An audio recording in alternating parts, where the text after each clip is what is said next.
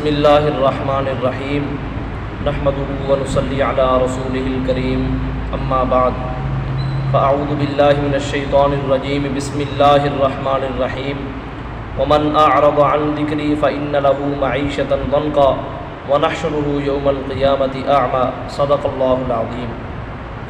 ابھی چند دنوں پہلے کی بات ہے، پاکستان کا سب سے بڑا شہر کراچی، وہاں ایک انتہائی شرمناک واقعہ پیش آیا ہے کہ اس واقعے کو دیکھ کر یوں محسوس ہوتا ہے کہ جیسے انسانیت کی اثر روح وہ اب نہیں رہی۔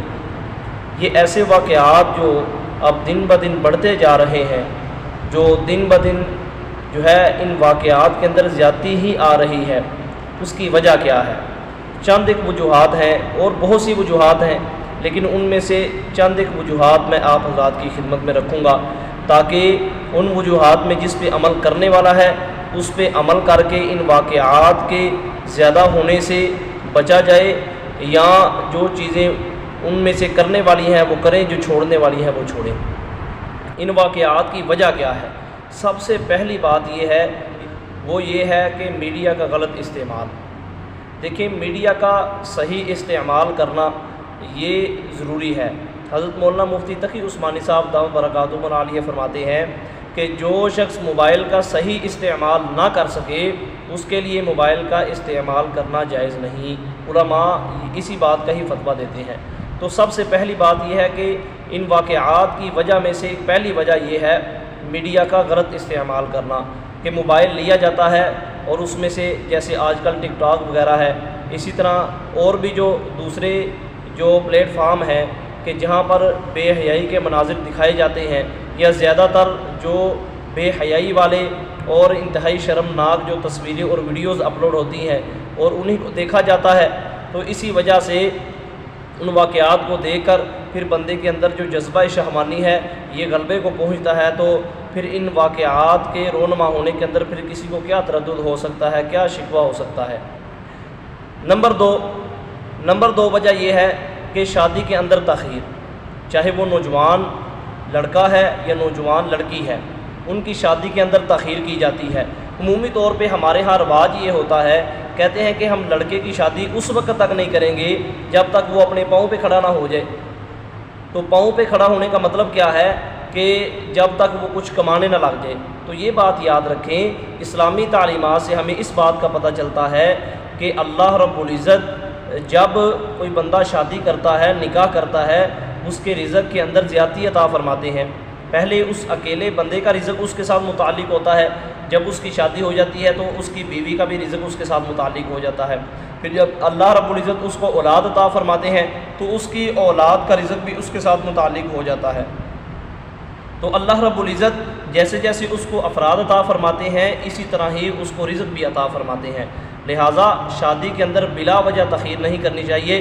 شادی کے اندر بلا وجہ تاخیر کرنے کی وجہ یہ بھی ان واقعات کا سبب بنتی ہے۔ نمبر 3، خوراک کا صحیح نہ ہونا۔ عمومی طور پہ ہوتا یہ ہے، ہمارے ہاں جو خوراک کا استعمال ہوتا ہے، ہم نے قدرتی چیزوں کو چھوڑ دیا ہے۔ ہم نے جو پہلے ہمارے بڑے خوراک کھایا کرتے تھے اس کو مطلقاً چھوڑ دیا ہے۔ اب فاسٹ فوڈ ہے، جس طرح برگر ہے، شاورما ہے، پیزا ہے، اس طرح کی جو تیز طبیعت کو کرنے والی جو فاسٹ فوڈ ہے، جو خوراک ہے، وہ استعمال کی جاتی ہے، جس کی وجہ سے بھی طبیعت کے اندر گرمی اور حدت پیدا ہوتی ہے، جس کی وجہ سے جو شہوانی جذبات ہیں وہ ابھرتے ہیں۔ جب شہوانی جذبات ابھرتے ہیں، ان کے پورا کرنے کا کوئی مناسب اور مثبت اور جائز رستہ نہیں ہوتا، تو پھر ایسے واقعات رونما ہوتے ہیں۔ تو اس لیے اس کا حل یہ ہے کہ اچھی خوراک متوازن اور کوشش کرے کہ قدرتی خوراک جو ہے وہ استعمال کریں اور ٹھنڈی اشیاء کا استعمال کریں۔ نمبر 4، شریعت نے سفر کے کچھ اصول بتائے ہیں۔ ان اصولوں میں سے عورت کے لیے اصول یہ ہے کہ وہ اپنے محرم کے بغیر سفر نہ کرے، چاہے وہ حج کا سفر ہی کیوں نہ ہو۔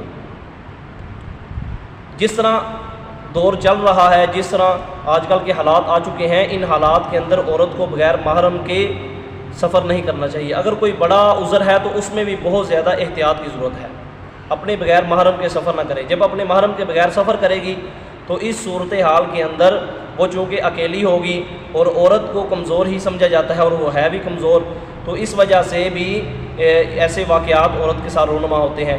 آپ نے دیکھا ہوگا کہ جو بھی ایسے واقعات ہوتے ہیں وہ اس وقت ہی ہوتے ہیں جب عورت اکیلی ہوتی ہے، اس کے ساتھ اس کا محرم نہیں ہوتا۔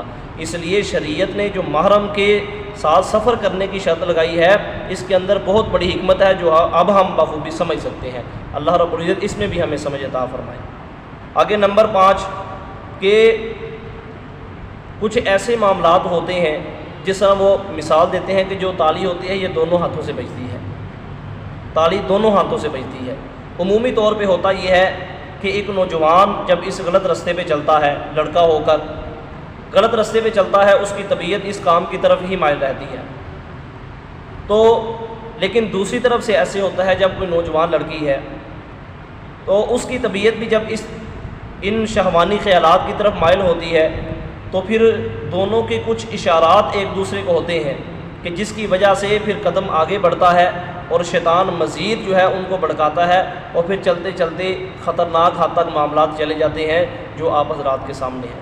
یہ 5 وجوہات میں نے آپ حضرات کی خدمت میں رکھی ہیں اور ان کا حل بھی آپ کی خدمت میں پیش کر دیا ہے۔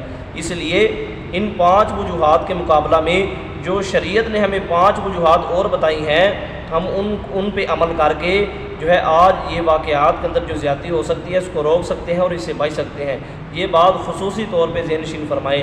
قرب قیامت کا دور ہے، پرفتن دور ہے، اس لیے اپنی حفاظت کرنا، اپنی عزت کی حفاظت کرنا یہ ہر مسلمان کے ذمہ ضروری ہے، ہر مسلمان کے ذمہ ضروری ہے۔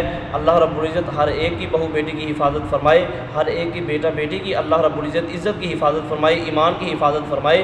اللہ رب العزت ایمان کامل عطا فرمائے۔ وآخر دعوانا الحمدللہ رب العالمین۔ تبارك الذي نزل الفرقان على عبده ليكون للعالمين نذيرا